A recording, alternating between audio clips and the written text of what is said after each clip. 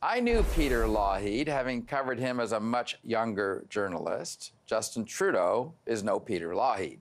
Yet the Prime Minister invoked the iconic Alberta Premier's memory 4 times in one question period this week to justify his $4.5 billion Trans Mountain Pipeline nationalization.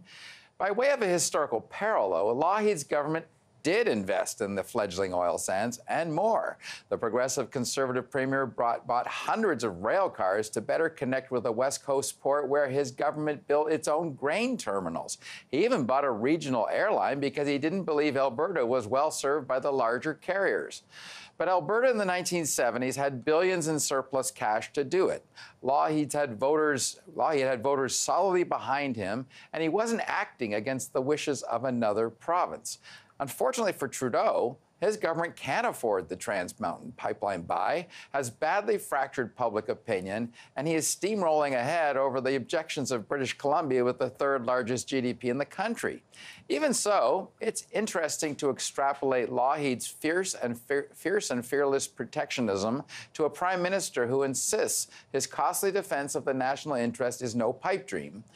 And it does open up the possibility that Trudeau is more selfies and socks and actually may have some of that sterner stuff from his paternal DNA. Love him or loathe him, Pierre Trudeau did his way on multiple national defining fronts, including that dreadful national energy program, even when there wasn't an electoral payoff. Similarly, Justin Trudeau's pipeline nationalization this week took a strong spine and defied electoral logic with less than 18 months before the vote. It undoubtedly put some of the 18 Liberal seats in British Columbia at considerable risk, particularly the hapless rookie Liberal representing the pipeline-terminated Burnaby riding.